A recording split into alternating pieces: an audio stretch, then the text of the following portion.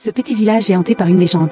Chaque année, un jeune est tué au hasard par un tueur en série. Les habitants l'appellent le Fossoyeur. Il se déplace furtivement, comme un fantôme, à travers chaque recoin du village. Il y a 20 ans, le Fossoyeur a soudainement disparu. Juste au moment où les gens pensaient qu'il avait disparu pour de bon, 4 jeunes ont été victimes sans exception. La raison de la réapparition du Fossoyeur est de voler une ancienne dague. L'affaire a rapidement fait le tour du village, et les habitants ont pris peur. Sauf une lycéenne Millie, qui est une fille sage et devient la cible facile des moqueries. Sa vie était déjà sombre, avec une mère alcoolique et une sœur policière qui se mêlent de tout. À ce stade, Millie préférerait en finir pour de bon. Dans l'espoir d'intégrer une bonne université, elle participe aux activités scolaires pour se valoriser. Bien qu'elle ait un physique de pom-pom girl, elle est mise à l'écart par ses camarades et se voit attribuer le rôle de mascotte de l'équipe. Et même là, elle est encore harcelée. Heureusement, Millie a 2 amis fidèles. À chaque déception, ils sont là pour la réconforter. Un jour, après une activité, elle attend seule que sa mère vienne la chercher. Mais celle-ci, trop ivre, ne vient pas. Millie appelle alors sa sœur, mais son téléphone tombe en panne de batterie. Tous les signes avant-coureurs étant réunis, le Fossoyeur apparaît. Millie se souvient des récents meurtres dans le village et s'enfuit, terrifiée. Mais son costume de mascotte limite ses mouvements. Elle finit par se faire attraper.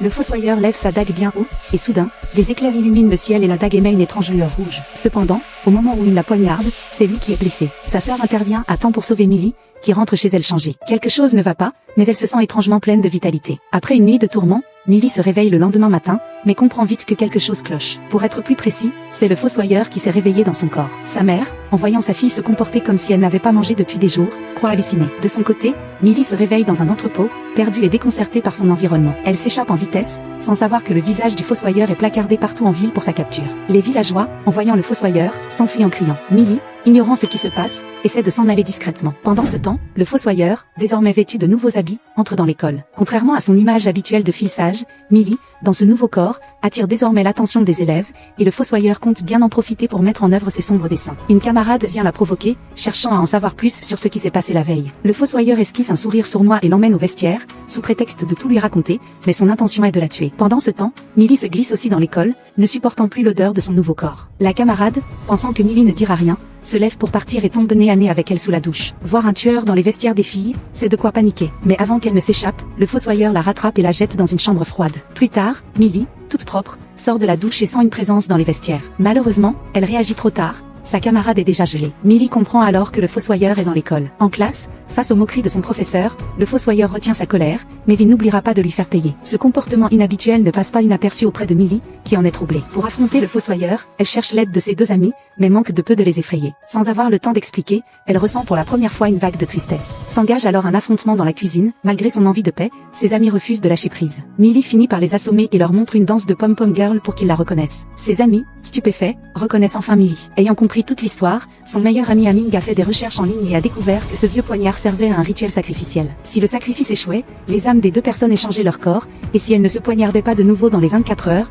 la malédiction devenait permanente. Le poignard étant maintenant confisqué par la police, les 3 amis auraient pu tenter de le voler, mais pour la sécurité de tous, Millie décide de d'abord capturer le tueur en série. Et bien sûr, ce qui devait arriver arriva. À la pause de midi, le tueur en série fait irruption dans le bureau des professeurs et attaque sans hésitation. Étant dans le corps de Millie, ses capacités de combat sont faibles. Heureusement, il a suffisamment d'expérience pour s'en sortir de justesse. Après avoir neutralisé l'enseignant, le tueur se retrouve face à Millie et ses amis. Millie, piégée dans le corps du tueur, n'a d'autre choix que de s'enfuir avec eux. Pendant leur fuite, il tombe sur la sœur de Millie qui les poursuit, ce qui les pousse à se réfugier dans un centre commercial où Millie découvre avec surprise que sa mère y travaille. Pour ne pas éveiller de soupçons, elle engage une conversation avec elle, et au fil de la discussion, elle se rapproche même. Millie se montre futée en prétendant qu'elle est déjà mariée, mettant ainsi fin aux interrogations de sa mère. Après cela, les 3 amis poursuivent leur plan.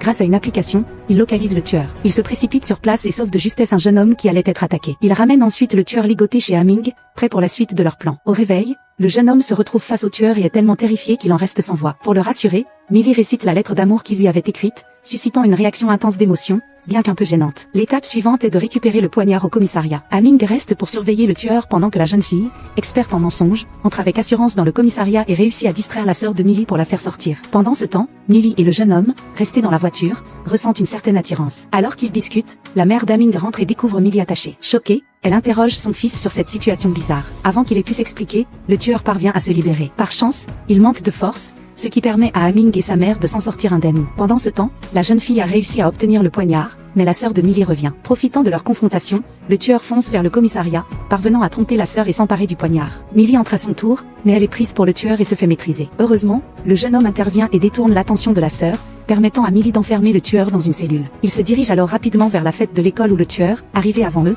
attire rapidement les garçons avec son apparence. Il se laisse entraîner dans une salle isolée, où il neutralise 2 garçons venus l'importuner. Peu après, Millie et ses amis arrivent à la fête et trouvent le tueur dans une ruelle. Celui-ci tente de la confronter, mais son corps, trop faible, le trahit et il se fait battre. Voyant la situation tourner au désavantage, il essaie de fuir, mais la jeune fille et Aming réussissent à le maîtriser. Millie parvient enfin à le poignarder avant minuit, brisant ainsi la malédiction et retrouvant son propre corps. La police arrive peu après et embarque le tueur, mettant fin à cette terrible épreuve. En plus de retrouver son identité, Millie trouve aussi l'amour. Tout semble revenir à la normale jusqu'à ce que, tard dans la nuit, elle découvre sa porte d'entrée ouverte. Devant la menace imminente, sa mère et sa sœur interviennent pour l'aider, mais elles ne sont pas de taille face au tueur. Celui-ci, se moquant de Millie, prétend connaître ses faiblesses après avoir occupé son corps. Millie, loin d'être intimidée, riposte en insinuant qu'il n'est pas sans défaut lui-même. Ensemble, les 3 femmes parviennent enfin à neutraliser le tueur. Ce film est une comédie horrifique pleine de moments absurdes et de scènes de violence qui, bien qu'intenses, sont rendus ridicules et satiriques par une touche d'humour noir. Le mélange de boucles temporelles et de changements de corps, bien que déjà vu, est utilisé de manière innovante. Malgré un budget modeste, le film se montre surprenant et inventif. Pour les amateurs de sensations fortes qui préfèrent éviter les vrais thrillers. Voilà, c'est tout pour aujourd'hui,